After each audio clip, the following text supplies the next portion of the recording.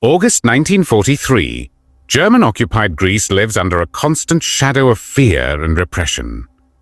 As resistance operations spread throughout the countryside, Nazi occupation forces respond with ruthless collective punishment, declaring entire villages hostile and relying on terror to preserve control. In Epirus, a region in western Greece, the small riverside village of Kommeno lies along the banks of the Araxos River.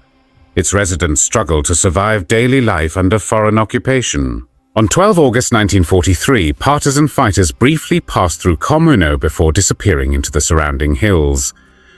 German patrols soon become aware of their presence, and fear takes hold among the villagers. Although locals are told that no reprisals will occur, unease remains. By the evening of 15 August, Kommeno is filled with music and celebration as a wedding coincides with preparations for the Feast of the Assumption. Families gather, unaware that German troops are already advancing with deadly intent. At dawn, German soldiers surround the village, throwing grenades into homes and cutting down civilians with machine gun fire as people flee in terror. Men, women, children, and infants are slaughtered in streets, homes, and along the riverbanks, while houses are looted and burned. By the end of the massacre, 317 civilians are dead and Kommeno is reduced to ruins. This atrocity will become known as the Massacre of Kommeno. Yet this crime will not go entirely unanswered, and some of those responsible will ultimately lose their own lives. The Second World War began on 1 September 1939 when Nazi Germany invaded Poland. Early stages of the conflict saw rapid German victories across Europe, including the defeat of Poland, the invasion of France, and the evacuation of Allied forces from Dunkirk in 1940. After success in Western Europe, Adolf Hitler turned his attention eastward toward the Soviet Union. Before launching Operation Barbarossa, the planned invasion of the USSR, Germany needed to secure its southern flank to protect supply lines and prevent disruption. As a result, on 6 April 1941, German forces invaded Greece in a swift and coordinated campaign. The German 12th Army, numbering approximately 680,000 troops and supported by armored units, quickly overwhelmed Greek and British Commonwealth forces.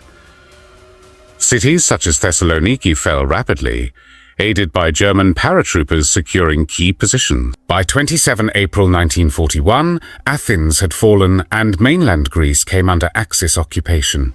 Following the occupation, German forces faced an expanding resistance movement. Much of this opposition emerged in rural and mountainous regions where terrain offered ideal conditions for guerrilla warfare. These fighters, known as Anderts, conducted sabotage operations, ambushes and raids against German patrols and supply routes. The most prominent resistance group was Ehlers, the armed wing of the National Liberation Front, dominated politically by the Communist Party of Greece. To the Nazis, this association with communism transformed the Anderts into ideological enemies, depicted within the Wehrmacht and SS as brutal criminals who had to be eliminated without mercy. As resistance intensified, German reprisals became increasingly savage, culminating in a horrific crime in Kommeno. Until 1943, Kommeno had largely escaped the worst effects of occupation. The village lay within the Italian-controlled zone near Arta, where authorities generally tolerated the local population and ignored the discreet presence of partisans.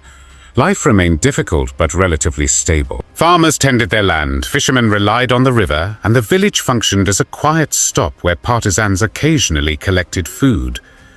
This fragile equilibrium shattered in mid-August 1943. On 12 August, a small partisan unit entered Kommeno to gather supplies. During their stay, a German reconnaissance vehicle carrying 2 soldiers passed through the village. Upon noticing armed partisans in the square, the Germans abruptly turned and drove off, landing in a ditch nearby. No shots were fired and no Germans were injured. Villagers rushed to assist in freeing the vehicle. Despite this, fear spread quickly. Expecting retaliation, many residents hid in nearby fields overnight.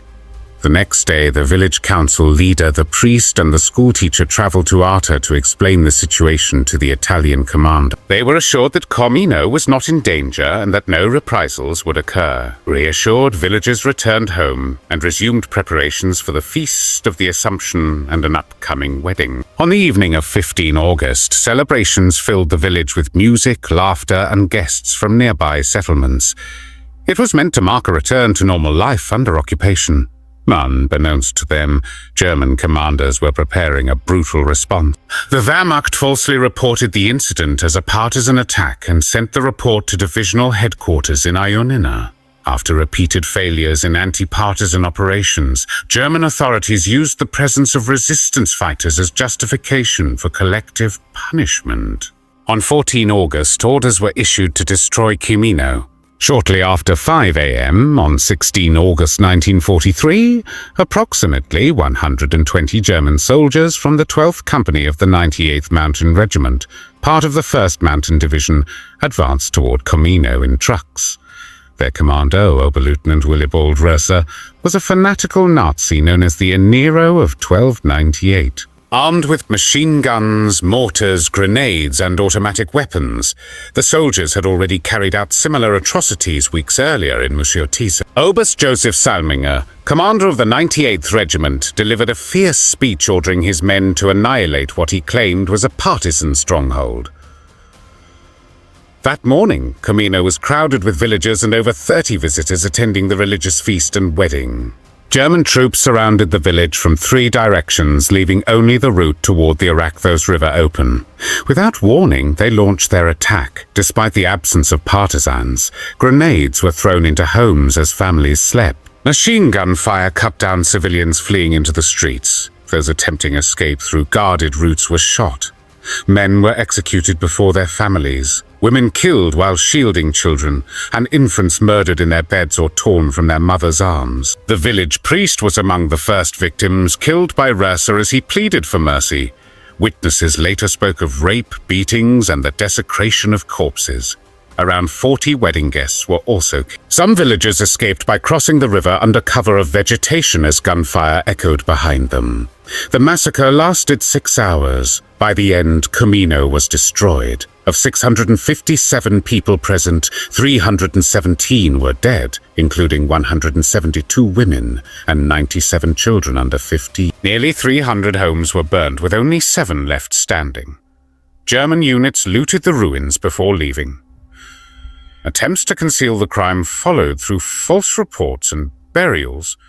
Though many perpetrators escaped justice, some met violent. Today, the massacre of Kommeno stands as one of the worst atrocities committed by German forces in occupied Europe, remembered every year on 16 August through memorial ceremonies honoring the victims.